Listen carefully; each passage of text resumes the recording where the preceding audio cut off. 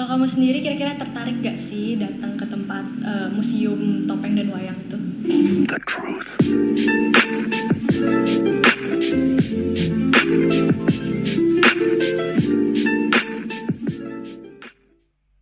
Selamat datang kepada pemirsa pada podcast saya kali ini. Saya dari kelompok Jenderal Sudirman dan tema podcast kali ini adalah kearifan lokal bersama tamu spesial kita yaitu. Halo, perkenalkan nama saya Putri Ajeng Nalisa Devi, bisa dipanggil Ita. Halo, nama saya Niputu Suari Artika Sari, bisa dipanggil Artika. Dan saya Putu Devana Gasteoka, dipanggil Devan. Dan saya Adit sebagai hostnya kali ini. Aku dengar-dengar nih kalian nih habis dari jalan-jalan nih. Bener banget, kita habis jalan-jalan ke museum itu loh. Kayak museum barong, seni-seni gitu, barong, wayang, sama topeng. Bisa kalian jelasin nggak kondisi pas kalian jalan-jalan ke sana gitu?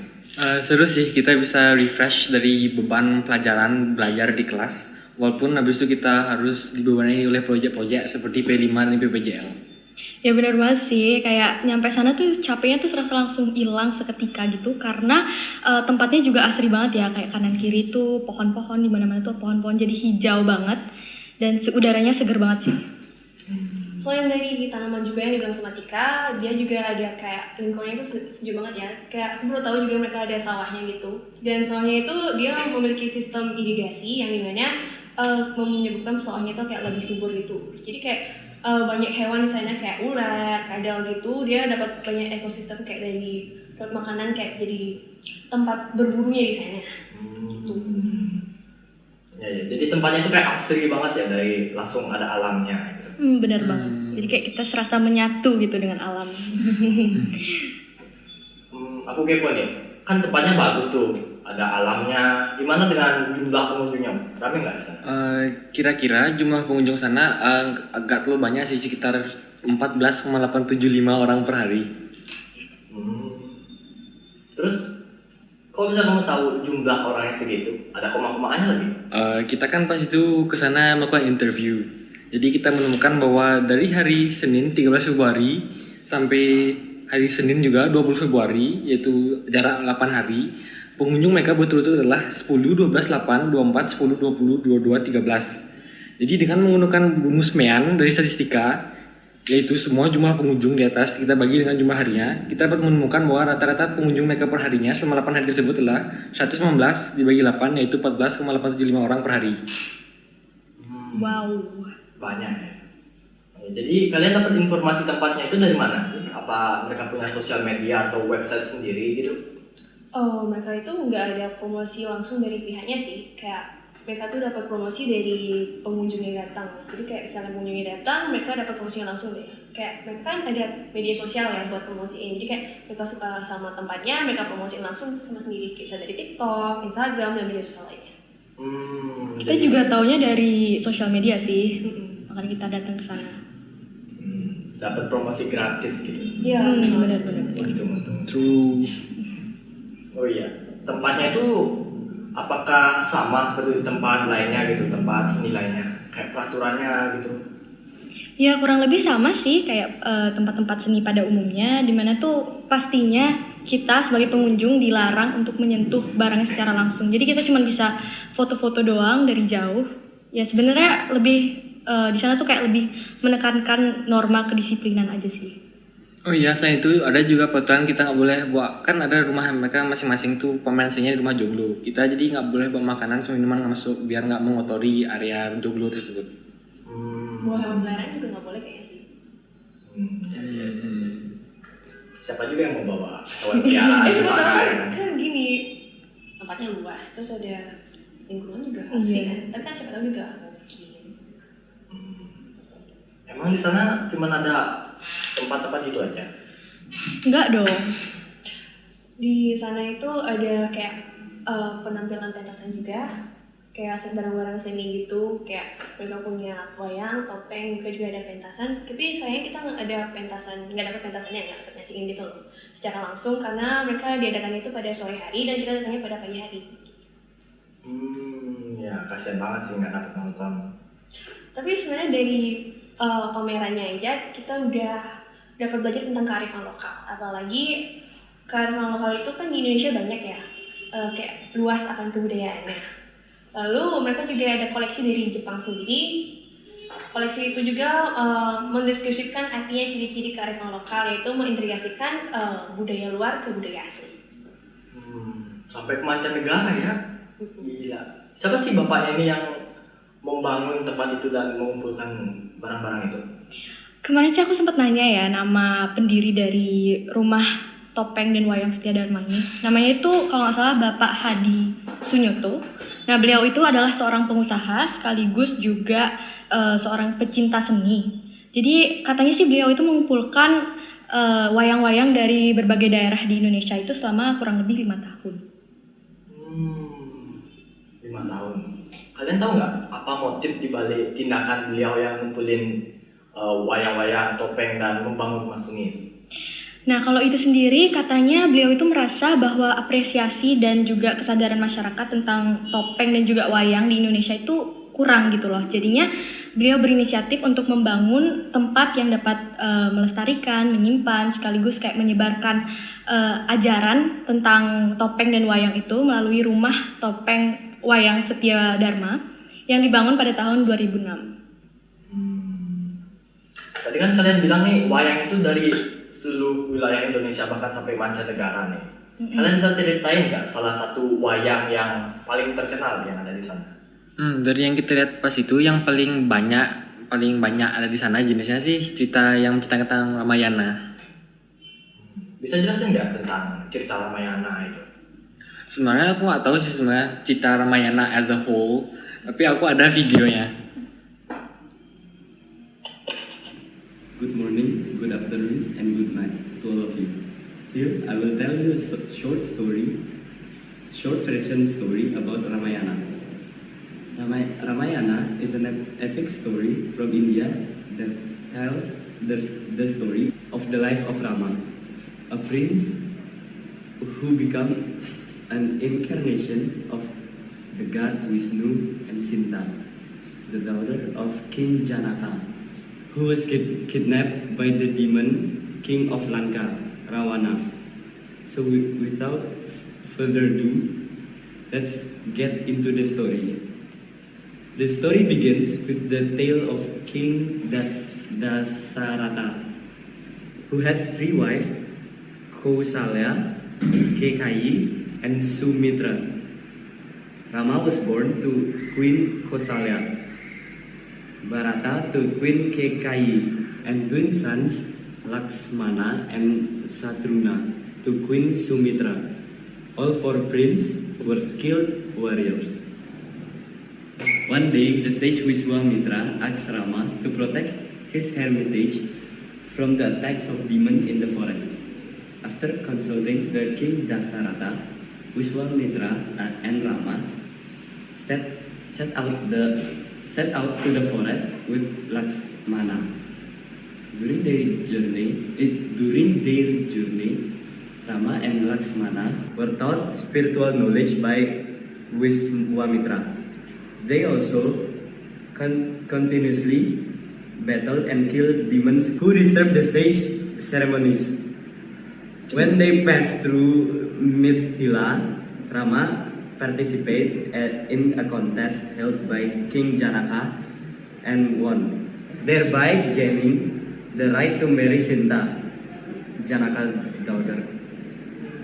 With Sinta in tow, Rama and Laksmana returned to Ayodhya. Old King Dasarata wished to pass on his throne to Rama. At the request of Queen Kekayi, the king reluctantly passed the throne to Bharata, while Rama had to leave the kingdom for 14 years. Bharata wanted Rama to succeed him, but Rama declined and chose to live in the forest with his wife and Laksmana. Eventually, Bharata ruled the kingdom of Kosala in Rama names. During the exile of the forest, encountered various Raksasas, including Surpanaka because Surpanaka lost after Rama and Laksmana. Her nose was injured by Laksmana's sword. Surpanaka complained to Ravana that she had been misheard. Surpanaka complained to Ravana that she had been missteered. Ravana became angry and intent to take revenge. He went to where Rama and Laksmana were, and then, by trickery, he abducted Sinta, the wife of Rama. In his kidnapping attempt, Jatayu tried to help but was unsuccessfully and died. Ngomong-ngomong, kalian tahu nggak sih apa gunanya wayang itu di zaman kerajaan Hindu dan juga kerajaan Islam? Kayaknya nggak tahu sih, gimana masih. Apa tuh? Jadi waktu kerajaan Hindu itu wayang digunakan sebagai sarana untuk memuja roh nenek moyang. Jadi kita itu memuja leluhur untuk memohon keselamatan bagi manusia dan juga masyarakatnya. Kalau gitu, kalau misalnya untuk kerajaan Islam gimana? Kalau untuk kerajaan Islam sih dia digunakan untuk menyebarkan agama Islam. Jadi dari cerita-cerita wayangnya itu mereka menyebarkan ajaran-ajaran Islam yang baik-baik gitu. Jadi masyarakat tuh jadi terdorong pribadinya untuk melakukan hal-hal yang baik juga gitu. Tapi selain sebagai sarana untuk menyebarkan agama, biasanya juga digunakan sebagai kesenian, terus juga hiburan dan juga pendidikan juga sih. Berarti untuk agama Hindu mereka menggunakan wayang itu sebagai alat untuk animisme atau pemujaan kepada roh nenek moyang ya. Dan untuk kerajaan Islam itu mereka menggunakan untuk menyebarkan agama mereka. Bener banget. Keren. Oh iya, by the way, kita kemarin habis dari ruang museum itu kita ada makan di tempat babi guling ya? Oh iya, aku juga baru ingat kan. Iya, Babi guling. Iya, babi guling. Babi. Sebenarnya kita kesana juga gara-gara babi guling yang kita mau itu kejauhan. Jadi Jadi kita rekomendasi sama supirnya nggak sih aku? Iya. Iya. Tapi kayak itu tempat turis. Iya, apalagi ada ajuma-ajuma. Iya bener. Terus pas kita tuh main kaget lihat harganya karena menurut kita overpriced ya sebagai anak sebagai siswa yang sangat broke. Bener. Iya. Nggak salah. Jadi kalian ini berbanyak nih, bergrup nih ke tempat makan yang mahal. Gila, keren. Itu juga gara-gara rekomendasi supirnya sih, bukan salah kita juga. Iya. Terus makanannya kayak agak asin gitu nggak sih? Agak asin. Kamu ngerasa nggak agak asin? Moodku nggak terlalu asin tapi ya boleh. Iya. Mulutnya Devan rusak. Ya, kita ngerasain ini deh. Sebenarnya sih kalau mahal murah itu kan relatif ya. Tapi kalau masalah asinnya mungkin kita lagi sial aja kali ya waktu itu. Tapi ngomong-ngomong tentang asin nih, kalian tahu nggak sih kalau NaCl itu termasuk ke ikatan ionik? Ayo, apa? Ioni. Yang itu kayak mobil gitu nggak sih? Bukan dong. Oke, jadi ikatan ionik itu adalah salah satu bagian dari ikatan kimia. Ikatan kimia itu merupakan ikatan antar atom yang terjadi agar atom-atom yang berikatan itu memiliki konfigurasi elektron sama seperti gas mulia, yang dimana konfigurasi elektronnya itu stabil.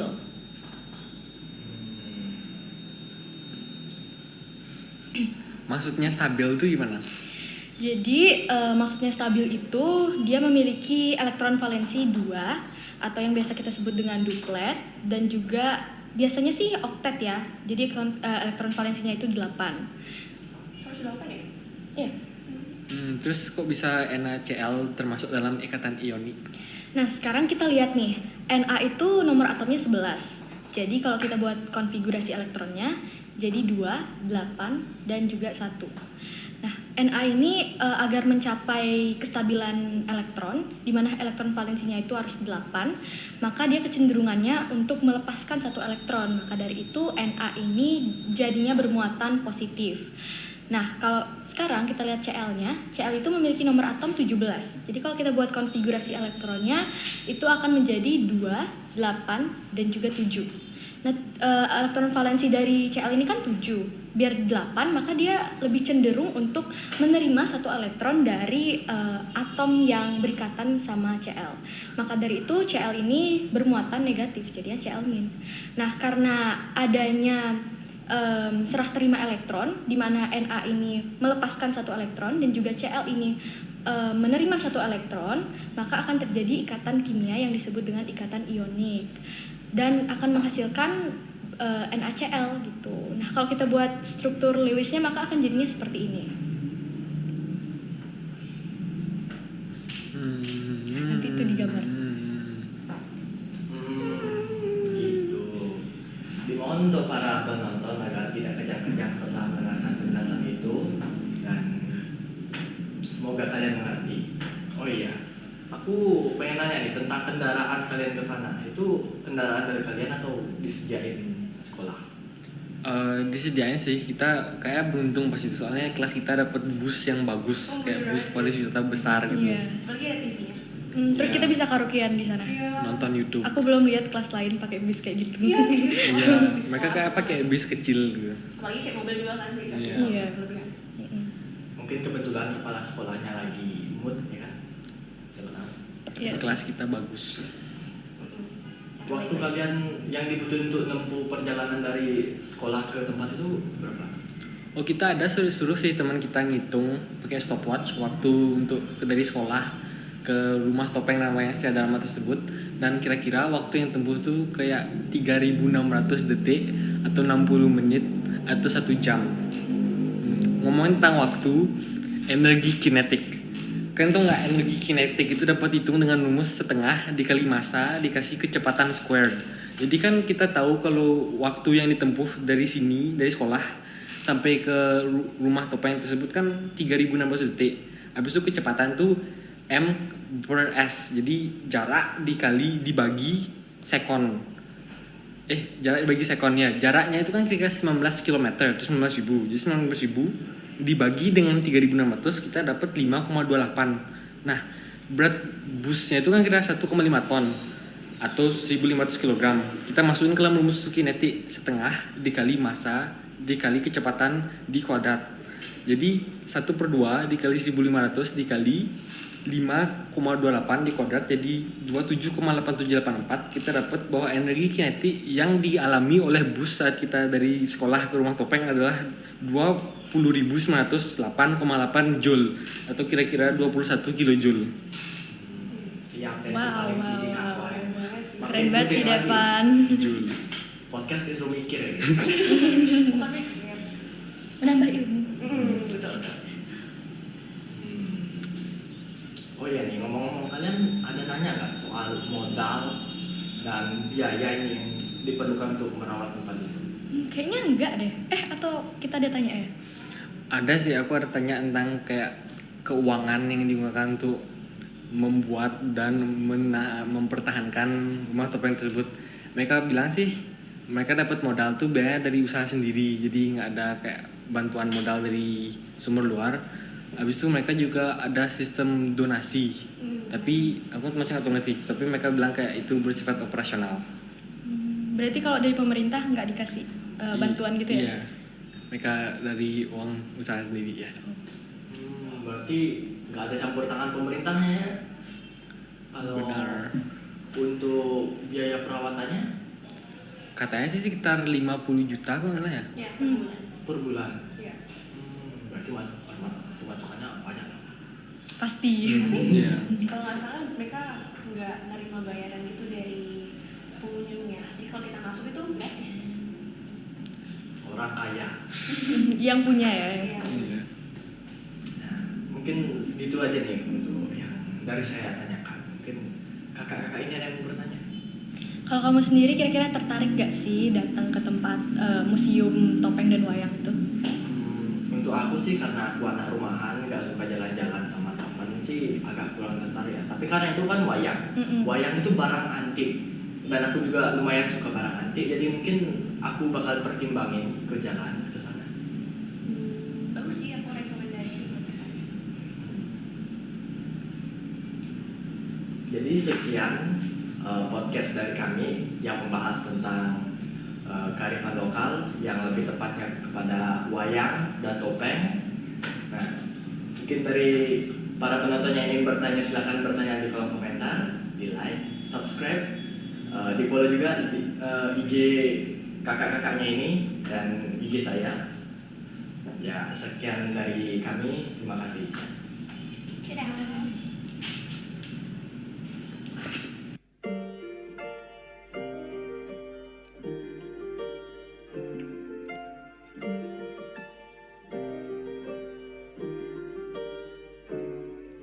Story just started. Story just started.